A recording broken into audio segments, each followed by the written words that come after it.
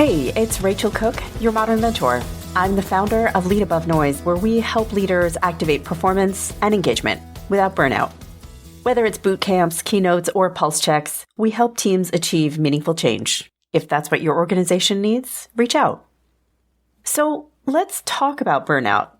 Because, folks, it's 2025, and somehow the whole overwhelmed and exhausted thing remains on trend. Actually, it's more than just working too much. Yeah, overwork can certainly lead to burnout, but so can boredom, or loneliness, or uncertainty and confusion. It's not just driven by one thing, and so maybe, unsurprisingly, its solution also isn't just doing or changing one thing. There are lots of small acts we can take to reduce or dial back burnout. If you're starting the year already feeling drained, or you just want to avoid getting there, then this episode is for you. Today, I want to share 5 things that I think we all need to stop doing, to start saying no to, if we want to keep those demons at bay. Okay, the first is stop going to meetings where you have no unique value to add. So I'm going to kick off with some tough love here. Sorry, not sorry, but here it comes. If you're overwhelmed by back-to-back meetings and you're doing any complaining about it, then it's time for you to take the reins and to stop waiting for the meeting culture to change. Meeting overload comes up in pretty much 100% of my activation boot camps, and I continue to hear participants say things like, well, an invite isn't really an invite, it's a mandate. It's expected that you show up. Or, well, what if I miss something important? Of course I have to be there. Or, I never know if I'm going to be called on, so I have to be there just in case. Friends, it is time to start changing how we interact with meetings. Now, if there really is an expectation that you be at every meeting you're invited to, am I suggesting that you suddenly stop showing up to everything? No, I am not. But I am suggesting that you start asking questions, pushing back, and also asking yourself, not just, am I free during that window, but rather, what's the cost of my going to that meeting? And what am I not going to get done or not going to get to think about as a result of that lost time? If someone else on your team will be at that meeting, send them and have them catch you up afterwards so nobody misses anything. Then next time you go, you can trade off, take turns. If you're not sure if you'll be called on, ask the host ahead of time. What are the objectives of the meeting? What decisions are we making? And how am I specifically supposed to be ready to contribute? If it's not a valuable use of your time, then ask if it would be okay for you to take a pass. Burnout isn't necessarily about the volume of meetings, but how many you're in without meaningfully contributing to them, or how many other things are piling up because you just can't find a minute to get them done. So if you're feeling burnout or burnout creeping in, start by stopping going to every meeting. Next, stop using "I'm so busy" as a flex. We've been conditioned to think "I'm so busy" is the appropriate response to "How are you?" because it's cool. But again, this is some tough love coming in. Not only is it uncool, but it's often a signal of your own need to better prioritize. We need collectively to let go of the assumption that being busy means you're so in demand and being unbusy means no one wants your time and attention. We need to rebrand it all such that being comfortably but not overwhelmingly busy is the way to be. It says, hey, people want me, and also I'm really disciplined about where I spend my precious time, energy, and attention. And next time someone answers you with "I'm so busy," try lobbing back something like, well, that's a bummer. Let me know if I can help you prioritize. And maybe we start to shift the culture together.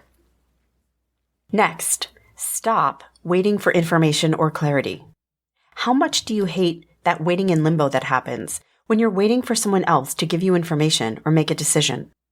When this situation hits, just know that you're not a victim. More often than not, in my experience, the person holding you up doesn't even realize they're doing it. They're usually not withholding. They're just so busy with their own stuff, they don't realize you're waiting on them. This waiting creates frustration, which can totally trigger burnout. So take action. When you're lacking clarity, start asking better questions. Instead of asking yourself, when will I get that report? Try asking yourself, well, what are the key details I need to be able to move forward, and who can help me get them? Or if you're unsure about a goal, don't wait for it to be handed to you. Ask your boss for a quick conversation to align on priorities. Proactive questioning isn't just efficient, it shows leadership and initiative. Next, stop saying yes to everything indiscriminately. This one is big. How often do you find yourself saying yes to requests without pausing to think about their urgency or their relevance or their alignment with your goals? It's so easy to get caught up in people-pleasing or wanting to be a team player. But here's the thing. Every yes is a no to something else. So before you agree to take something on, just pause and ask yourself, is this urgent? Is it relevant to my priorities? And does it align with my job or goals? And here's the kicker. Your answer doesn't always have to be no. It might be something like, well, no for this quarter, but I have some breathing room next quarter. Can we postpone it until then? Or, so I can't take this on solo right now, but if you create an outline or a first draft, I'm happy to chime in with some thoughts. Or, I could do this, but it would take me weeks. But Joe in some other department could knock this out in 2 hours. Have you talked to him? Start by rebranding the no. You'll thank me for this one. And finally, stop failing to ask for help. Burnout thrives when we try to do everything ourselves. Asking for help, whether it's advice, collaboration, or just an extra set of hands, isn't a weakness, it's a strategy. Think about the last time you felt overwhelmed. Was there someone who could have helped, but you didn't ask? Maybe you thought it would take too long to explain, or you didn't want to bother them. But here's the truth. Most people are happy to help, and asking for help builds support and trust, and it strengthens relationships. So next time you're feeling over your head, reach out. You'll lighten your load and build a stronger team in the process. So there you have it. If you're feeling burned out, it's time to stop doing the things that drain your energy and focus. Stop going to meetings you don't need to be at. Stop flexing with your busyness or waiting for clarity. Stop saying yes to everything, and remember to ask for help. If your team could use a reset this year, maybe a keynote or a pulse check to kick things off, let's talk.